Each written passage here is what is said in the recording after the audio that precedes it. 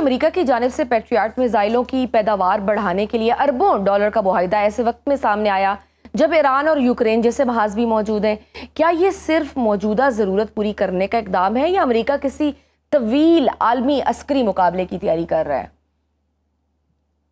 America अगर ये Iran वाली वॉर हारता है, वीक तो हुआ है जी, तो उसका जो यूनिलैटरल पावर का एक जो मेन इंस्ट्रूमेंट है दैट इज मिलिट्री, जी, वो अंडर क्वेश्चन आ जाएगी। डोमेस्टिक ऑडियंस भी, अवाम भी उनसे पूछेगी कि आपने एक तो गैर जरूरी जंग लड़ी और फिर आपकी मिलिट्री अहदाफ भी हासिल नहीं कर सकी।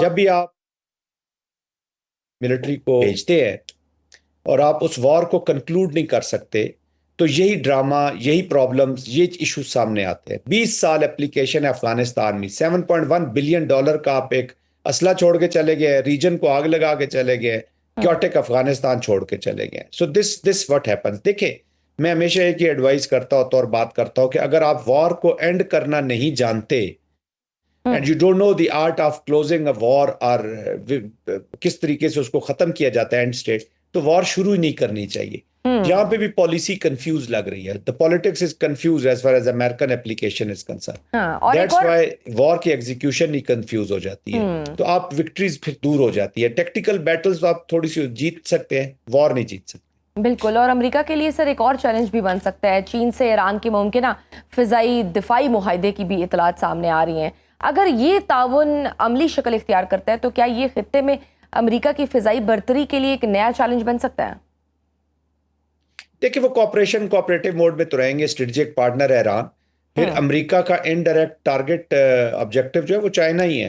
वेनेजुएला का ऑयल देख लें, अब यहाँ पे ऑयल की जो तरसील है, चाइनीज मेन सप्लाईज यहाँ पे है, हॉर्मस भी ब्लॉक है, बंद है। इधर वॉर लाई भी इसी वजह से गई है। One of the prime reason is Chinese aspirations, economic aspirations.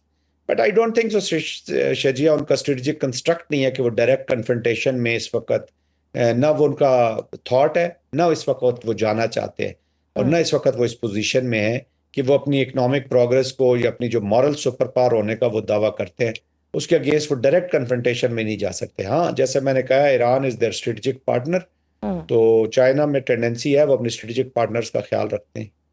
सही। और सर, पाकिस्तान नो डाउट इस वक्त इंतहाई हसास जोग्राफाई पोजीशन में है। एक तरफ ईरान हमारा हमसाया है, दूसरी तरफ खलीजी ममालिक हमारी सिक्योरिटी और माशी शराकतदारी का अहम हिस्सा है। ऐसे में अगर मशरक़ वस्ता की कशीदगी मजीद बढ़ती है तो पाकिस्तान को दिफाई और सिक्योरिटी नुक्ता नज़र से किन चैलेंजेस का सामना हो सकता है?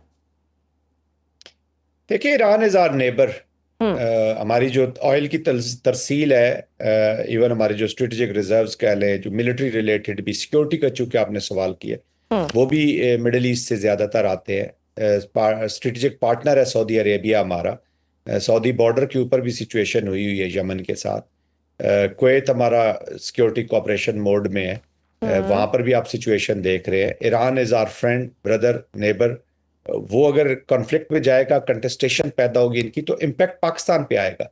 ईरान के अंदर अगर कोई गड़बड़ होती है या नॉन स्टेट एक्टर्स की इन्वॉल्वमेंट ज्यादा होती है तो स्पिल ओवर इफेक्ट्स बलूचिस्तान में आएंगे। We already have a situation in Balochistan. Iran की सरजमीन को भी यूज किया जा सकता है अगर वहाँ पे मिस गवर्नड होती है या खला पैदा होते हैं या स्पेसिस क्रिएट होती हैं for the non state actors to thrive.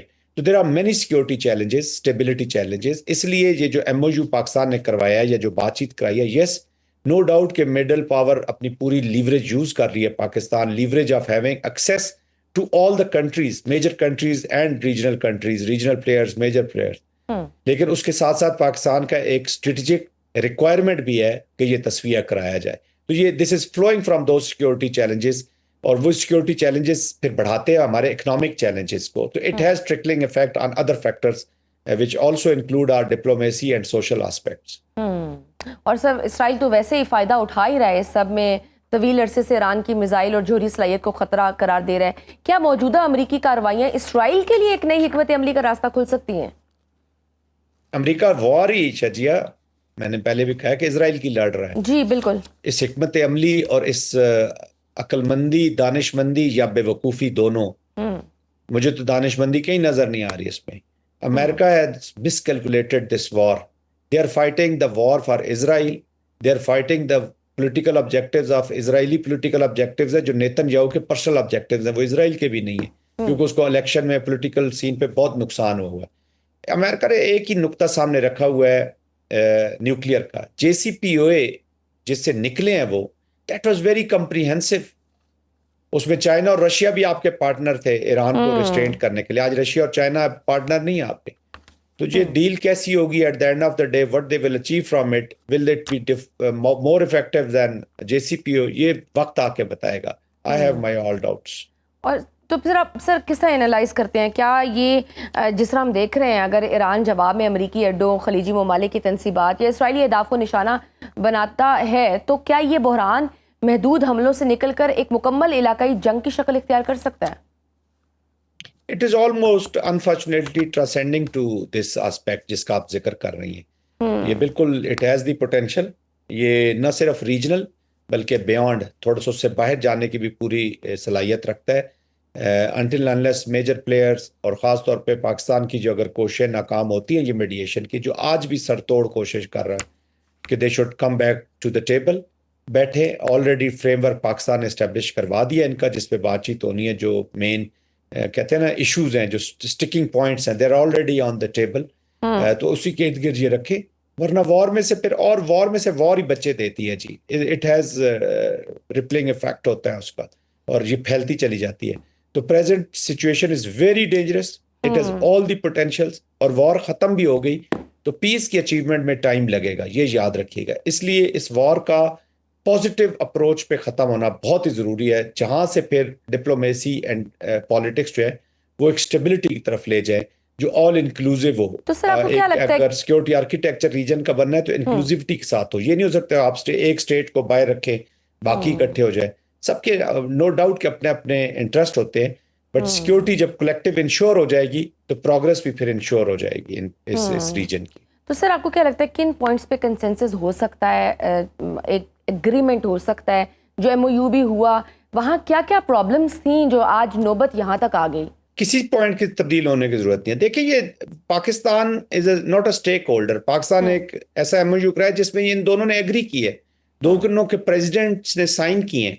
उसमें किसी और मुल्क का तो कोई पॉइंट है नहीं, तो उस पर वो एग्री कर रहे हैं तो उन्होंने साइन किए हैं, they are fine with it. और उस पर नुकात में अभी आप क्या तब्दीली करेंगे? Nobody will stick to that. I think that was very problem सिर्फ आ रही है बात-ए-तमादी की, और इसको true spirit, letter and spirit में इम्प्लीमेंट न करने की।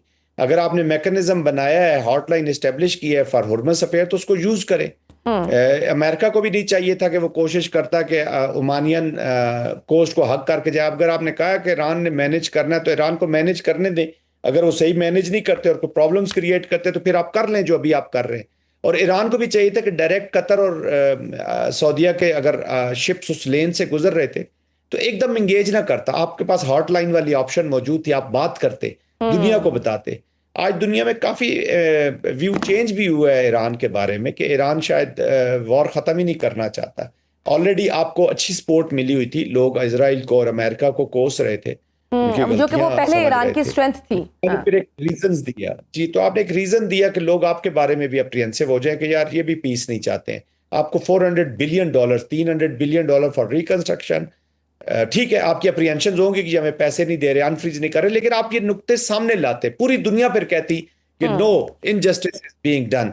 आपने कासस बलाए दे दिया मिलिट्री को यूज करके दोनों ने। आज दोनों एक वाई जंक्शन पे खड़े हैं, they are unable to decide, confuse खड़े हैं मेरी नजर में। तो सर कोई उम्मीद रखे कोई सैनिटी प्रिवेल करेगी? अल्लाह करे कर ले जी। दोनों प्रिंसिपल स्टेट्स हैं, अपने इनके पॉलिटिकल ऑब्जेक्टिव्स हैं। Pakistan is striving hard. एक चीज इज सर्टन, जैसे मैंने पहले कहा, 6 महीने जंग हो, साल हो, 2 साल हो, 10 साल हो, 20 साल हो, eight the end of the day आप इस सर्कल में घूम के यहीं पर आएंगे। तो इट इज बेटर कि डोंट एक्सपेंड। कोई दूध शहद की नहरें नहीं बह रही ईरान के अंदर कि आम लोगों की जिंदगी बहुत अच्छी है। अमेरिका के अंदर अवाम तंग है अभी इस प्राइस हाइक से, पूरा ग्लोबल प्रेशर बन गया जी। मैं और आप रोज सुबह उठ के पहला यही देखते हैं कि आज जो नई कीमत आई है गवर्नमेंट की तरफ से वो क्या है, पेट्रोल की। So there are stresses. और अगर ये ग्लोबल इकॉनमी की तो हम जिक्र ही नहीं कर रहे। अगर ग्लोबल इकॉनमी रिसेशन से होती हुई डिप्रेशन में जाती है तो देखे जो पुरानी क्राइसिस आया करती थी वो ज्यादातर फाइनेंशियल मैटर्स के साथ या मॉनेटरी मैटर्स के साथ रही हैं। दीज फाइनेंशियल इश्यूज जो अभी इस्टेब्लिश होंगे, इकोनॉमिक प्रेशर्स, ये फिजिकल ऑन ग्राउंड होंगे। तरसील नहीं हो रही, खाद की जैसे तरसील नहीं हो रही। वन एस्पेक्ट ले लीजिए, जब खाद ही पूरी दुनिया में नहीं जाए तो फूड स्कार्स होगा, ऑब्वियसली। प्रेशर्स बढ़ेंगे। तो it has lot in those pressures. ये ना हो कि दोनों मुल्कों की भीड़ पूरी दुनिया चढ़ जाए, दोनों मुल्कों की अना की भीड़ पूरी दुनिया चढ़ जाए। तो ये ग्लोबल इकोनॉमिक एस्पेक्ट्स हैं जिन पे भी हमें नजर रखनी होगी। तो अल्लाह करे sanity prevail, they go back to the memorandum of understanding. We hope Pakistan is so. Still and best exit card. इसका पूरा फायदा उठाए, अच्छा ऑफ रैंप ले and get out of this war. Israel तो आज आपको इसमें घसीटा है, कल किसी और वॉर में घसीट देगा। America as a unilateral super power के तौर पे जो मिलिट्री इंस्ट्रूमेंट है वो अंडर सीरियस क्वेश्चन है आज, and it may lose its credibility, जो किसी भी मिलिट्री की सबसे बड़ा उसके लिए बदनुमा दाग होता है उसके ऊपर, कि इफ दे लूज क्रेडिबिलिटी।